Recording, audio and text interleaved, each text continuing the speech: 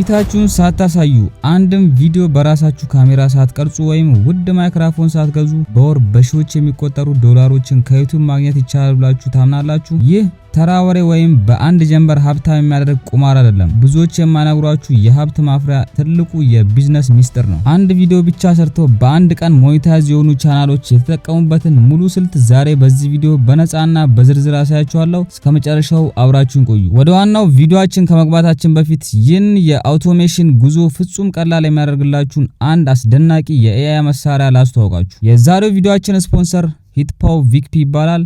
ይህ ሶፍትዌር ሁሉንም አድካሚ ስራዎች በራሱ የሚሰራ እጅግ ዘመናዊና ብልህ የኤአይ ቪዲዮ ጄኔሬተርና ማሻሻያ ነው። እዚህ ጋር በአይምሯችሁ የመጣውን አንድ ቀላል ሐሳብ ወይም አንድ አጭር ፕሮምፕት ብቻ ታስገባላችሁ።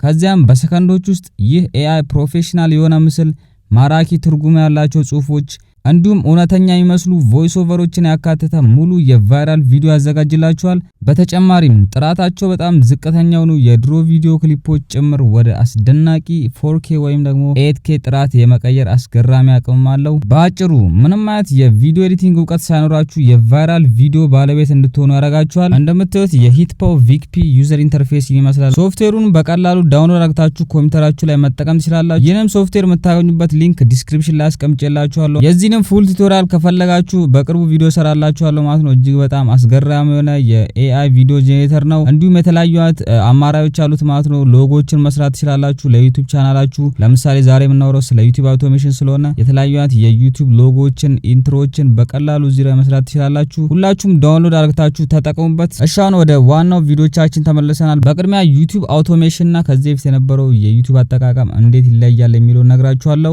ከዚህ በፊት የነበረው ወይም ባህላዊ የምንለው ማለት ነው በጣም በሰዎች ሙሉ ለሙሉ የሚሰራው ካሜራ ፊት ቆማችሁ የምትሰሩት የቪዲዮ አይነት ሲሆን አውቶሜሽን ግን አንድ ትልቅ የንግድ ድርጅት ነው ማለት ነው። ይህም ምንም ማለት እናንተ ኢንቮልቭ ሳታደርጉበት ወይም በድምጻችሁ ብቻ ኢንቮልቭ አድርጋችሁበት ስራውን ሌሎች ሰዎች የሚሰሩት ወይም ደግሞ ሌሎች የተለያዩ የኤአይ ቱሎች የሚሰሩት የዩቲዩብ ቻናል ነው። ስለዚህ እናንተ ምንድን ነው የምትሆኑት? እንደ ስራ አስኪያጅ ነው ማለት ነው የምትሆኑት። ስራ አስኪያጅ ሆናችሁ ምሳሌ ነው የምነግራችሁ። እናንተ ስራ አስኪያጅ ሆናችሁ በእናንተ ስራ ያሉ ሰራተኞችን መቆጣጠር፣ ትዕዛዝ መስጠት እንደማለት ነው። ዩቲዩብ አውቶሜሽንን በዚህ መልኩ እንድትረዱ ትፈልጋለሁ። የዚህም ዩቲዩብ አውቶሜሽን ዋናው ግብ ፌስለስ ቻናሎች ወይም ፊት የማይታይበት ቻናል መፍጠር ነው ማለት ነው። በአጭሩ ስነግራችሁ ምንም ውስብስብ ነገር የለውም። ሰዎች ፊታቸውን ሳያሳዩ የሚሰሩት አይነት ኮንተንቶች ፌስለስ ቻናል ይባላሉ። እንዲሁም ደግሞ ዩቲዩብ አውቶሜሽን ደግሞ የሚሆነው በጣም ብዙ ሰዎች እዛ ስር ሲኖሩ የተለያዩ ተምኔል ዲዛይነሮች፣ ቪዲዮ ኤዲተሮች፣ ስክሪፕት ራይተሮች እንዲሁም የተለያዩ ኤአይ ቱሎች ደግሞ ሲኖሩ ዩቲዩብ አውቶሜሽን እንለዋለን ማለት ነው። ከፌስለስ ቻናልነት አልፎ ወደ ዩቲዩብ አውቶሜሽንነት ይቀየራል። ለምሳሌ ያክል እንደ ማግኔትስ ሚዲያ ያሉ ታዋቂ ቻናሎችን ማየት ትችላላችሁ ማለት ነው። ባለቤቶቻቸው ማንም ማያውቃቸውም፣ ግን በየወሩ በሚሊዮን የሚቆጠሩ ዶላሮችን በሚሊዮን የሚቆጠሩ እይታዎችን እያገኙ ይገኛሉ። ይህ የሚሆነው ያለምንም ሲስተም ዝም ብሎ ቪዲዮ በመጫን ሳይሆን ዩቲዩብ እንደ አንድ ትርፋማ ቢዝነስ በመምራት ነው ማለት ነው። ቅድም እንደነገርኳችሁ ማንኛውንም ርዕስ ዝም ብላችሁ አትምረጡ። ኒቻችሁ ሮንግ ከሆነ ጊዜያችሁና ጉልበታችሁን በከንቱ ታባክናላችሁ። ትክክለኛውና ማስታወቂያ ሰሪዎች ከፍተኛ ክፍያ የሚከፍሉበትን ኤቨርግሪን ዘርፍ ለመምረጥ እነዚህን 3 ወርቃማ ህጎች ተከተሉ። የመጀመሪያው ሰብ ኒች ምረጡ። ከብሮድ ኒች ለምሳሌ ያክል ፉትቦልን እንውሰደው እንደ ብሮድ ኒች ማለት ነው። ከዛውታችሁ ስፔሲፊክ ከሆኑ ነገሮች ላይ አተኩራችሁ መስራት ይኖርባችኋል። ለምሳሌ የቢሊዮነሮች የኢኮኖሚ ታሪክ ብላችሁ ቪዲዮችን መስራት ትችላላችሁ። እንዲሁም ፉትቦል ውስጥም ካላችሁ አንድ ፉትቦለር መርጣችሁ እዛ ላይ መስራት ይኖርባችኋል። ለምሳሌ ስለነ ሮናልዶ ወይ ሜሲ ወይም ደግሞ የተለያዩ ስኪሎችን እዛ ውስጥ መርጣችሁ ብሮድ ኒቹን ያንን ፉትቦል ብሮድ ኒች ሰብ ኒች አርግታችሁት ከፋፍላችሁ ማለት ነው እዛ ውስጥ ያሉት ነገሮች መስራት ይኖርባችኋል። ሁለተኛው የገበያ ክፍተት። ቻናሉ ቪዲዮ መልቀቅ ከጀመረ ከ6 ወር በታች ሆኖት በፍጥነት ቫይራል የወጣበትን ዘርፍ መምረጥ ለናንተም ስኬት ፈጣን መንገድ ነው። ይህንም ስላችሁ የናንተ ቪዲዮ አንዴ ቫይራል መውጣት ከጀመረ በፍጹም ቪዲዮዎችን ማቆም አይኖርባችሁም። የተለያዩ ኢሜሎችን ታገኛላችሁ ማለት ነው። ኢሜላችሁ የምታስቀምጡ ከሆነ ከተለያዩ ትላልቅ ድርጅቶች ስፖንሰርሺፖችን የማግኘት እድላችሁ እጅግ በጣም ከፍተኛ ነው። እናንተም እንግዲህ እነዚህን የገበያ አማራጮች በጣም መጠቀም ይኖርባችኋል ማለት ነው። በተለይ ስፖንሰርሺፕ ብራንድ ዲሎችን በጣም መጠቀም ይኖርባችኋል። ስለዚህም እንግዲህ ከራሴ ልምድ ላይ ተነስቼ ቪዲዮ እንድሰራላችሁ ከፈለጋችሁ ኮሜንት ላይ ጻፉልኝ። ዩቲዩብ አውቶሜሽንንም ፉል ኮርስ ከፈለጋችሁ ኮሜንት ላይ ጻፉልኝ ማለት ነው ይህንን ቪዲዮ ከወደዳችሁት። ሶስተኛው ደግሞ የእይታ መጠን ወይም ቪውስ ነው። ይህም በቅርቡ የተከፈቱ ሆነው የእይታ መጠናቸው ከሰብስክራይበር ቁጥራቸው በከፍተኛ ሁኔታ የሚበልጡትን ቻናሎች ፈልጋችሁ እነዛ ላይ እንግዲህ በጣም ትኩረት ልታደርጉ ይገባል።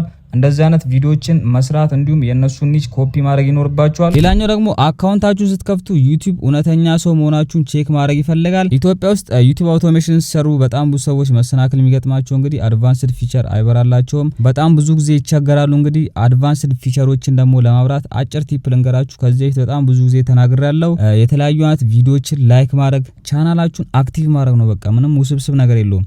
አንዴ ያን ቻናል ክሬት ካደረጋችሁ መውጣት የለባችሁም ከዛ ውስጥ ማለት ነው። በዛ ቻናል የተለያዩ አይነት ዩቲዩበሮችን ቪዲዮ መመልከት፣ በጣም ረጅም ሰዓት እዛ ቻናል ላይ ማሳለፍ ማለት ነው። ዩቲዩባችሁን በዛ አካውንት መጠቀም ይኖርባችኋል። ቪዲዮችን ላይክ፣ ሼር ማድረግ፣ ኮመንት መጻፍ እንዲያርግታችሁ አክቲቭ ሆናችሁ ለአንድ ወር ራሱ ብትጠቀሙ በአጭር ጊዜ ውስጥ አድቫንስድ ፊቸራችሁ ይበራላችኋል። አሁን ደግሞ ወደ ምርቱ ሂደት በአራት ቀላል ደረጃዎች እንገባለን ማለት ነው። የመጀመሪያው ደረጃ ስክሪፕት ነው። ስክሪፕት እንግዲህ በምትጽፉበት ሰዓት ላይ የተለያዩ አይነት የኤአይ ቻት ቦቶችን መጠቀም ይኖርባችኋል እንደ አሲስታንት ወይም እንደ ረዳት ማለት ነው። ሙሉ ለሙሉ የነሱን ኮፒ ማድረግ የለባችሁም። ለምሳሌ ቻት ጂፒቲ ወይም ጀሚናይን በመጠቀም በቀላሉ እጅግ በጣም ማራኪ የሆኑ የዩቲዩብ ቪዲዮ ስክሪፕቶችን ማዘጋጀት ትችላላችሁ። እዚህ ጋርም ግን እጅግ በጣም ትልቅ ስራ ይሰራል ማለት ነው። ዩቲዩብ ቪዲዮ ስክሪፕት ጻፍልኝ ብላችሁት የምትሰጡት ከሆነ በጣም የወረደ ነው ማን ነው የሚጽፍላችሁ። ስለዚህ ፕሮምፕት ኢንጂነሪንግ የሚባል አለ። ይህም እንዴት ነው የሚሰራው የሚለው ማወቅ ከፈለጋችሁ ሎኮላብስ የተባለ ቻናል ላይ ማለት ነው እዛ ላይ እያንዳንዱን ነገር ሙሉ ቪዲዮ ሰርቻለሁ። ፉል ኮርስም አለ። በቅርቡም መለቀው ቪዲዮ አለ ማለት ነው። እዛ ላይ ገብታችሁ መልከት ትችላላችሁ። በቀላሉ እጅግ በጣም አስገራሚ የሆኑ የዩቲዩብ ስክሪፕቶችን ይጽፍልናል። እንዴትም እንደሚጽፍልን አሳይቻለሁ። እዛ ላይ መልከት ትችላላችሁ። ሁለተኛው ደረጃ ደግሞ ቮይስ ኦቨር ነው። እዚህ ጋርም እንግዲህ በጣም ጥንቃቄ ልታደርጉ ይገባል። የተለያዩ አይነት የኤአይ ቱሎች አሉ ማለት ነው ቮይስ ኦቨሮች የምትሰሩበት። ነገር ግን አሁን ላይ ዩቲዩብ በጣም ችግር እያመጣ ነው። ስለዚህ ብትችሉ የራሳችሁን ድምጽ ብትጠቀሙ በጣም ቀላል ነው። ስክሪፕቱን ጀሚናይና ቻት ጂፒቲ ላይ ካዘጋጃችሁት ያንን ማንበብ እንግዲህ ይከብዳችኋል ብዬ አላስብም። በቀላሉ የራሳችሁን ድምጽ ተጠቅማችሁ ሪከርድ ማድረግ ይኖርባችኋል። ምክንያቱም የውጭ ሰዎች ስለሆነ የሚመለከቷችሁ ኔጌቲቭ ኮመንት እንኳን አይሰጣችሁም ማለት ነው። እንደኛ ሀገር ተጠቃሚዎች ይቅርታችን ያስላልኳችሁ በጣም ብዙ ሰዎች ሰው ሲሳሳት ያችን እንከን ነው ማለት ነው የሚፈልጉት። ስለዚህ እናንተ የውጭ ሰው ስለሚመለከታችሁ ምንም ሳትሳቀቁ እንደውም እውነተኛ ማንነታችሁን ይዛችሁ ስትቀርቡ ነው በጣም ተወዳጅነትና ቫይራሊቲ የምታገኙት። ስለዚህ ትልቁ ምክሬ የራሳችሁን ድምጽ ተጠቀሙ የሚለው ነው። ሶስተኛው ደረጃ ደግሞ ምስልና ቪዲዮ ወይም ደግሞ ቪዥዋልስ የምንለው ነው። እነዚህም የተለያዩ አይነት ድረገጾች አሉ ፒክሰልና ፒክሳቤ የተባሉ ማለት ነው። ከነዛ ላይ ፍሪ የሆኑ ፉቴጆችን መውሰድ ትችላላችሁ። ኢሜጆችንም ከዛ ላይ መውሰድ ትችላላችሁ። እንዲሁም ደግሞ የተለያዩ አይነት የኤአይ ቪዲዮ ጄኔሬተሮች አሉ እንደ ቪዲዮ ያሉ ማለት ነው። ከነዛ ላይም ቪዲዮችን ጄኔሬት ማድረግ ትችላላችሁ። ቅድም የነገርኳችሁም ሂትፖ ቪክፔ የሚባለው እዛ ላይ በቀላሉ ፕሮምፕቶችን በመጻፍ ኢሜጅና ስቶክ ፉቴጆችን ጄኔሬት ማድረግ ትችላላችሁ። አራተኛው ደረጃና የመጨረሻው ደግሞ ኤዲቲንግ ነው። እዚህ ጋር በጣም ትልቅ ጥንቃቄ ያስፈልጋል። በተለይ የፉትቦል ኮንተንት የምትሰሩ ከሆነ በጣም ትልቅ ጥንቃቄ ይፈልጋል ማለት ነው። ኮፒራይት ስለሚይዝባችሁ በጣም ኤዲት ማድረግ ይኖርባችኋል። እንዲሁም ሌላ ኮንተንቶችን የምትሰሩ ከሆነ ቪዲዮቻችሁ አሰልቺ እንዳይሆኑ ከ3 እስከ 5 ባለው ሰከንድ ውስጥ እንግዲህ ምስሎችን መቀየር ይኖርባችኋል። ቢሮ ላይ የምንላቸው ማለት ነው። በጣም አሰልቺ እንዳይሆን እንደዛ አርጋችሁ መጠቀም ይኖርባችኋል። እዚህ ጋር ነው እንግዲህ ትልቁ ሚስጥር ያለው። ቪዲዮ በጥራት ቢሰራም ተመልካች መጥቶ ካልነካው ዋጋ የለውም። ተምኔልና ታይትላችሁን እጅግ በጣም ልትጣበቡበት ይገባል። ከቪዲዮ ኤዲቲንግ በላይ እንግዲህ እዚህ ጋር መጣበብ ይኖርባችኋል። ተምኔላችሁን በአሪፉ ማዘጋጀት፣ ታይትላችሁን ማዘጋጀት፣ የቪዲዮ ክሊክ ስሩ ሬታችሁ ቢያንስ ከ15 እስከ 25 ማድረግ ይኖርባችኋል።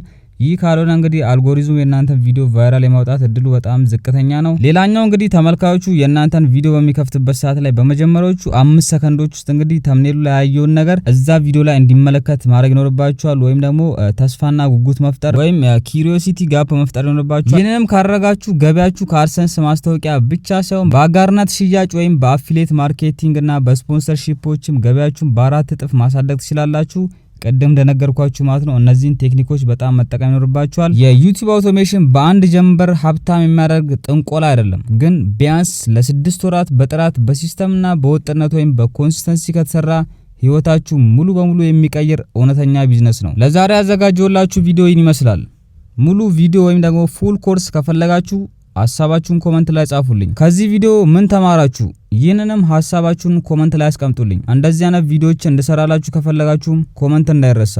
በሌላ በተመሳሳይ ቪዲዮ እስከምንገናኝ ድረስ ሃስታ ላ ቪስታ።